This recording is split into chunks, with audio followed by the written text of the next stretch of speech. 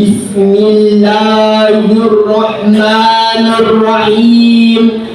Assalamualaikum warahmatullahi wabarakatuh. Alhamdulillah. Alhamdulillahilladzi 'allama bil qalam, 'allamal insana ma lam ya'lam.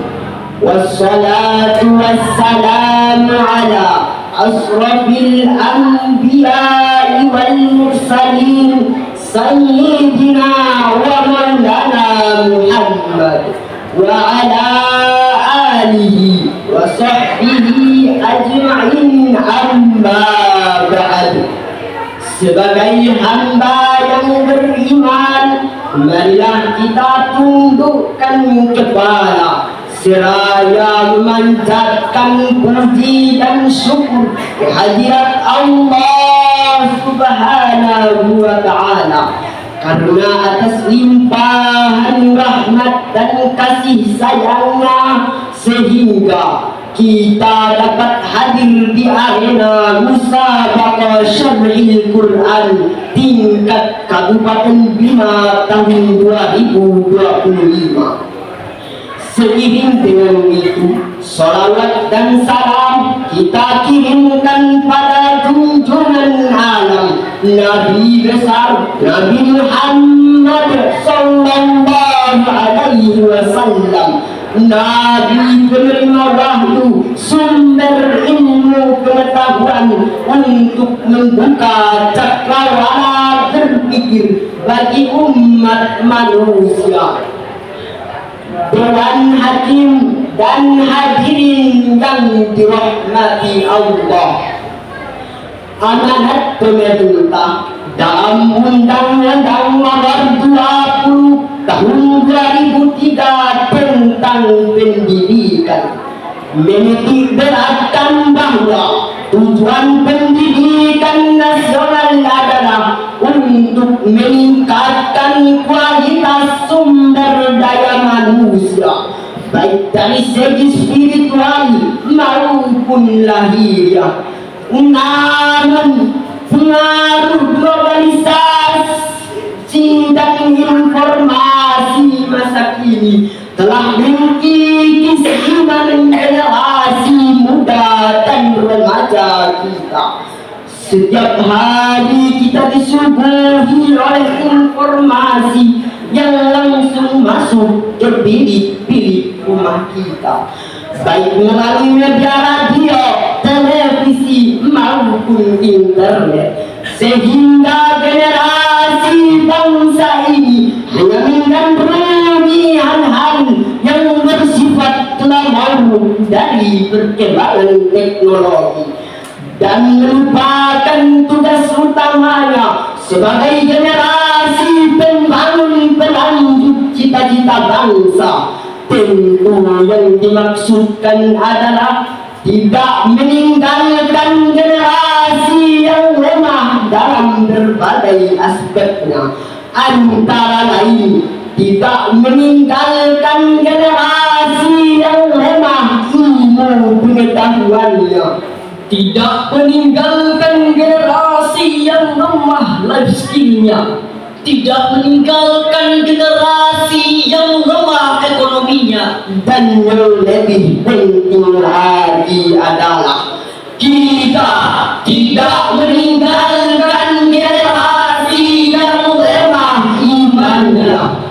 Dewan Hakim dan hadirin yang kami hormati, melihat betapa pentingnya mendidik generasi bangsa tersebut, maka pada kesempatan ini izinkan kami untuk menyampaikan syarhil Quran dengan judul Pendidikan sebagai upaya penguatan spiritualitas menuju Indonesia tangguh. Sebagai landasan uraian dimaksud, mari kita dengarkan firman Allah Subhanahu wa ta'ala dalam Al-Quran Surah Al-Alaq ayat 1 sampai 5 yang berbunyi berikut ini.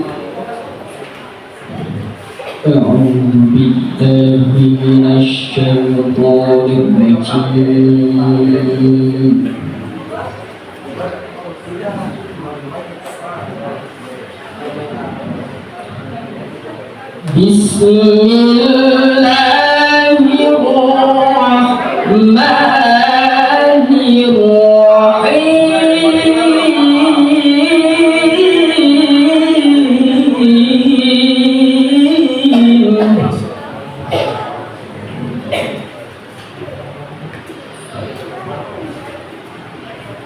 Iqra bismi rabbikal ladzi khalaq khalaqal insana min 'alaqin iqra wa rabbukal akram.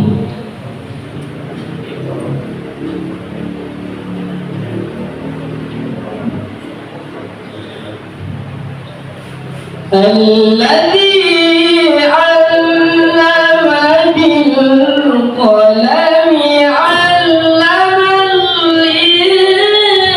insana ma lam ya'lam.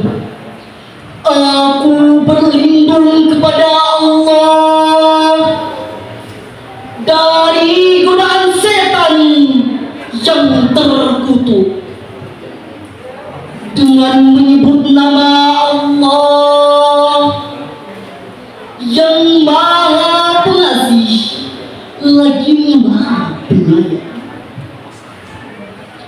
Bacalah dengan menyebut nama Tuhanmu yang menciptakan.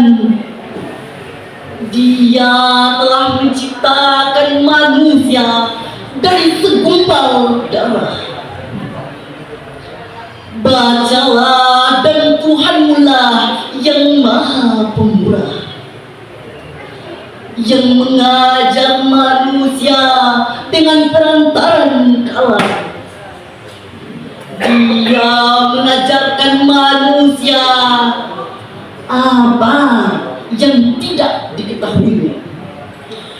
Dari ayat yang baru saja kita dengarkan dapat dipahami bahwa ayat pertama dari seluruh rangkaian wahyu Allah Subhanahu wa Ta'ala yang dikodifikasikan dalam Al-Qur'anul Karim adalah memberi pendidikan membaca segala yang tersurat dan tersirat seperti kejadian alam dan fenomena perubahannya. Itu berarti bahwa ilmu pengetahuan tidak mungkin dapat dicapai hanya dengan menghayal saja tanpa belajar dan membaca, baik melalui pendidikan formal maupun non formal. Kata khalaqal insan menurut ulama tafsir adalah bahwa manusia merupakan makhluk berakal atau berpikir.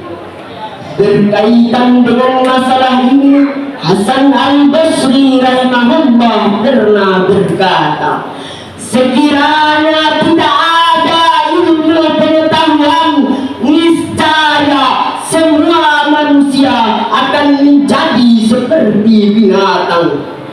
Hadirin yang dirahmati Allah, jika kita menatap diri, maka ungkapan itu bukanlah tidak beralasan.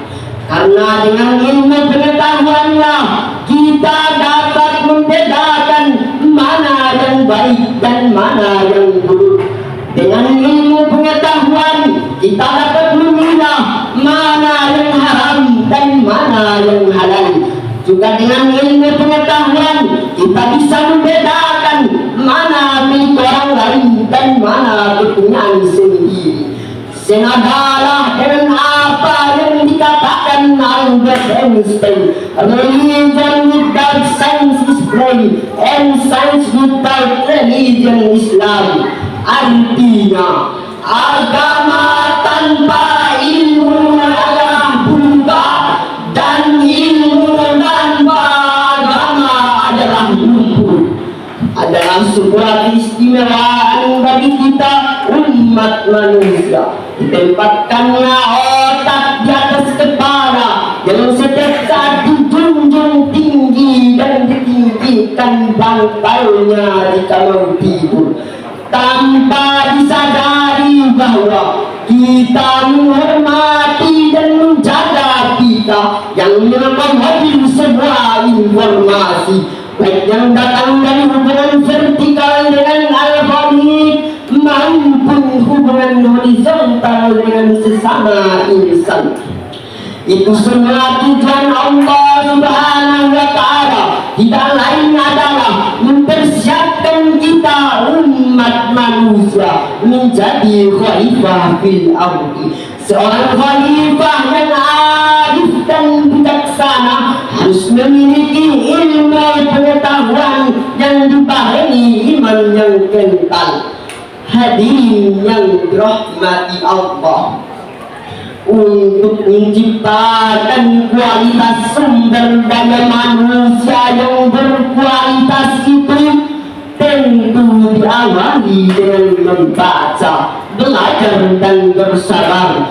Karena proses pendidikan tidak semudah membalikan telapak tangan atau simsalabim kemudian terjadi dengan begitu saja, namun memerlukan waktu lama serta kesabaran cukup tinggi. Hal inilah yang disinyalir oleh Allah Subhanahu wa Ta'ala dalam Al-Quran surah Al-Mujadalah ayat 11 yang berbunyi berikut ini. Ya ayyuhalladzina amanu idza qila lakum tafassahu fil majalis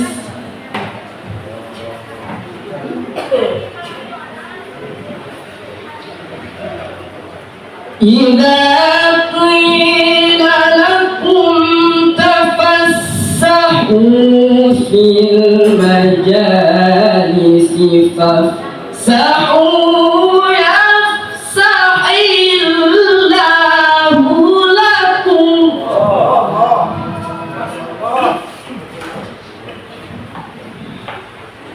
wa idza qila inshuzu fanshuzu yarfa'illahu alladhina amanu minkum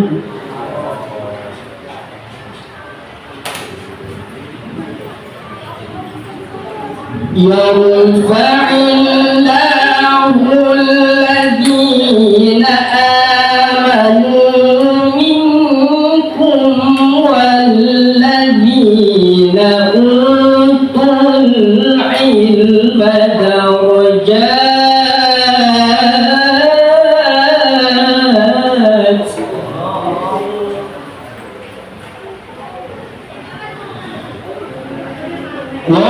Wallahu bima ta'maluna khabir.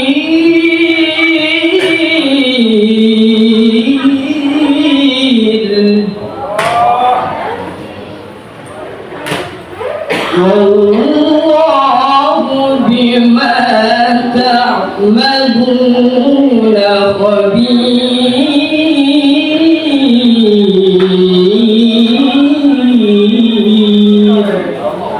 Sadaqallahul azim. Wahai orang-orang yang beriman, apabila dikatakan kepadamu berlapang-lapanglah di dalam majelis, maka lapangkanlah, niscaya untukmu. Dan apabila dikatakan berdirilah kamu, maka berdirilah. Niscaya Allah akan meninggikan orang-orang yang beriman di antaramu dan orang-orang yang diberi ilmu pengetahuan beberapa derajat. Allah Maha mengetahui apa yang kamu kerjakan. Maha benar Allah dengan segala firman. Dari lantunan ayat tadi memberi isyarat kepada kita bahwa untuk mencapai derajat kemuliaan adalah harus memiliki ilmu yang dibarengi dengan keimanan. Sebab memiliki ilmu saja tidaklah cukup tanpa bersandar pada kemahakuasaan Allah Subhanahu wa ta'ala. Kata walladzina utul ilma darajat menurut Hasbi As-Siddiqi dalam tafsir Al-Bayan juz 28 halaman 1345 adalah Allah meninggikan derajat para mukmin istimewa yang berilmu, bukan semua orang yang beriman. Bapak Muhammad Nasir dalam Fiqh Dakwah mengatakan, apabila seseorang mencari ilmu hanya untuk kepentingan duniawi semata, maka dia sudah berjalan menghancurkan agamanya sendiri. Demikian pula seorang hukama Luqmanul Hakim yang nasihatnya penuh hikmah mengatakan, rapatkanlah lututmu dengan para ahli sehingga mengalirlah hikmahnya kepadamu. Itu semua merupakan motivasi bahwa belajar dan menuntut ilmu adalah sebuah keharusan yang tidak boleh ditunda-tunda. Sebelum penyesalan datang menyelimuti kehidupanmu, apalagi sekarang zaman di mana seorang ayah sibuk dengan bisnis dan internetnya, ibu bergelut dengan arisan dan gosip-gosipnya, anak-anak pun asik dengan medsos dan handphonenya. Maka saat itu manusia lupa bahwa belajar dan menuntut ilmu adalah sebuah kewajiban. Sebagaimana sabda Rasulullah sallallahu alaihi wasallam, talabul ilmi fardatan ala kulli muslim wa muslimah, bahwa menuntut ilmu itu merupakan kewajiban bagi muslim laki-laki dan perempuan. Hadis riwayat Ibnu Abdul Bar. Hadirin yang dirahmati Allah, adalah wajar bila orang tua bersedih jika anak-anaknya tidak mengerti bahasa Inggris, merasa rugi jika anaknya tidak bisa matematika, dan merasa ketinggalan jika anak-anaknya tidak mengerti komputer. Tapi tahukah kita, tidak ada kemarahan yang lebih malang jika anak-anak generasi jauh dari nilai agama dan kosong dari rasa keimanan. Boleh saja mereka ahli komputer, tapi imannya harus mantap. Boleh saja mereka kuasai teknologi, tapi imannya harus teguh. Otaknya boleh saja Amerika, tapi hatinya tetaplah Mekah. Jika perpaduan ilmu dan iman akan melahirkan sosok yang tangguh berkualitas, maka pada tataran aplikasinya nampak pribadi yang tangguh, baik untuk kesejahteraan dunia maupun kebahagiaan di akhirat. Dewan Hakim dan hadirin yang dirahmati Allah, sebagai akhir dari uraian ini dapat disimpulkan bahwa ilmu pengetahuan dan teknologi tanpa didukung oleh kualitas manusia yang tangguh bagaikan angan-angan belaka, dan manusia berkualitas tanpa ditopang oleh moral yang tinggi akan mengalami erosi kepribadian, serta moral yang tinggi akan tercapai manakala perilaku senantiasa memancarkan sinar keimanan, sehingga lengkaplah makna dari proses pendidikan yang dicita-citakan, yaitu melahirkan generasi yang memiliki spiritualitas tangguh, yang merangkul dunia tanpa melupakan akhirat, dan mengejar dunia dengan tidak mendiamkan akhirat.